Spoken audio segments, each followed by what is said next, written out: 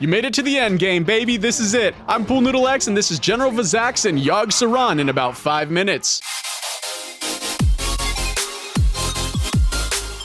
To start, we have the marathon of an encounter, General Vezax. This fight has a hard mode that I'll cover in the future. One tank is fine if they know what they're doing, but you can run too if you need the extra hand. Throughout this whole fight, you will not regenerate mana through conventional means. From what I've seen online, the abilities on screen are the only ways you can personally regenerate mana. One of the mechanics does, however, give you an opportunity to replenish when needed. For the entirety of this giant single-phase fight, the tank's main job is pretty simple. In fact, you can tank him in one spot pretty much the entire time if you wanted to. Two abilities that the tank and melee DPS need to be aware of are Searing Flames and Surge of Darkness. Searing Flames is a 2-second interruptible cast that deals huge damage to everyone and lowers their armor by 75%. It's important that you don't let this spell get cast even a single time or you'll put a huge damper on your healer's mana and possibly wipe the raid. Surge of Darkness, however, is like a Stone Fist buff where the boss's damage is doubled and their movement speed is halved. The tank can either kite the boss when this is active or trade it with a defensive cooldown if your positioning is too good to give it up. Now, the ranged and healers have to be aware of Shadow Crash and Serenite Vapors. Shadow Crash is a slow-moving, shadowy spike that you can easily dodge if you're paying attention. This does a shitload of damage and knocks you back if you get hit, but it leaves a substantial buff pool on the ground after it hits. Casters get a magic damage and cast speed buff as well as a mana cost reduction just for standing in it. Healers do receive all the same buffs, but their healing is significantly reduced, so I recommend healers avoid this one. Serenite Vapors will spawn and wander around the arena, and when killed, drop a vapor puddle on the ground. This will regenerate mana at the cost of life, and it stacks the longer you stand in it, so be on your toes when using it. The last mechanic here is Mark of the Faceless. This is basically a 10-yard living bomb, but it massively heals the boss for any allies that are hit around you if you have the debuff. So the most important thing for the majority of this fight is to remain spread out and pay attention to what's being cast and where it's landing. Remember, this is an endurance match, not a sprint. The last encounter I'll be covering is the one you've all been waiting for, the old god of death itself, Yogg Saron. We're doing this with all the lights on because we're afraid of the dark. This means we've activated all 4 of the keepers by talking to them and gaining their buffs and modifiers. For Hodir, that is Fortitude of Frost, and Hodir's Protective Gaze, which effectively gives your whole raid a single cheat death every 30 seconds. Thorim's buff is Fear of the Storm, and then offers Titanic Storm in Phase 3, which helps finish off the Immortal Guardians. Freya's buff is Resilience of Nature, and offers Sanity Wells throughout the fight, which is the only way to replenish sanity. And then Mimiron's buff is Speed of Inventions, and offers Destabilization Matrix in Phase 2, which will occasionally greatly reduce the attack and cast speed of the tentacles around the room. Entering the room will initiate Phase 1, where gas clouds will begin circling the room, and faceless ones will spawn both on a timer and if anyone gets hit by one of the circling clouds. Sarah, your alleged ally, will be casting spells on you and the faceless ones that help just as much as they harm, one being a heal backed by a large dot, one being a dot and a steroid for the faceless ones, which can kill them in the wrong spot, and one being Sarah's Fervor, which is a damage buff, but the target takes 100% more damage themselves. When the mobs die, they explode, dealing a huge amount of damage to nearby entities, including Sarah, who needs to die to get through Phase 1. To be safe, tank 1 or 2 mobs at a time in the center to keep raid-wide damage down, as well as having melee move out just before a kill without walking into a gas cloud. Ranged can hang back, they just need to pay attention as well. When Phase 2 begins, Yogg will reveal himself and be immune to damage in this arena. In this phase, a few different types of tentacles will need to be dealt with, as well as new Yogg Saron abilities and a new mechanic called Sanity. You'll also want to consider a few DPS and a healer for a portal group, so to speak. Constrictor tentacles will randomly pop up and snatch someone and need to be killed as soon as they do. Crusher tentacles channel a 20% raid-wide damage nerf when not being tanked, but gain damage whenever they're hit, so range should burn these down with a tank dancing in and out of its range. And then Corruptor tentacles will cast a myriad of dispellable debuffs, but they can be interrupted and stunned, so dealing with them will depend on your group comp. In addition to all of this, Sarah will be casting spells from above Yogg. She casts a single target nuke and sanity drain, a damage dealing fear that raid members will have to avoid because it will jump to nearby players at the end, Brain Link, which tethers 2 players together in a sense where if they move more than 20 yards from each other, they'll take some serious damage over time, and then a death ray that should be avoided that will slowly cut around the arena. You can regenerate sanity from these green spotlights that Freya casts if you need to. In addition to all of this, you'll need to send a few DPS and a healer, like we talked about earlier, into these one-time use portals that spawn during this phase. Inside what they call the Brain Room, you'll find a bunch of fake mobs that turn into a tentacle when you run near them, and floating skulls that deal damage and drain sanity as long as you look at them. Kill all of these as they spawn to open up the Brain Chamber. The moment you enter a portal, the Brain begins a 1-minute cast, and when that reaches 0, everyone inside will have their characters deleted, so you'll need to use an exit portal before the cast finishes. You may need to re-enter a few times to finish the Brain off, but this is what initiates Phase 3, and Yogg's shield will go down so you can kill him. From the start of Phase 3, every 10 seconds an Immortal Guardian will spawn. These have a lot of lifesteal and a big damage buff based on how much health they have remaining, so you need to burn off their stacks as they spawn. They cannot die from mere mortals, hence their name, but thankfully Thorum will finish them off for us. Yogg, however, will mark these guys with Shadow Beacon, and after 10 seconds, the marked target and all of its allies within 20 yards will heal for a massive amount. They can regain damage stacks from this, so pay attention to your tanks. The only other thing is Yogg now uses Lunatic Gaze, just like the skulls in the Brain Room, so you'll have to turn away as soon as he casts this. Tanks can position the Immortals away from Yogg for an easier time if it fits your raid's DPS comp. Other than that, it's burn, baby, burn, and that's about it. Feel free to send this to any of your raid members. Click here to view any of the previous boss guides, and as always, like, comment, subscribe, follow, and join.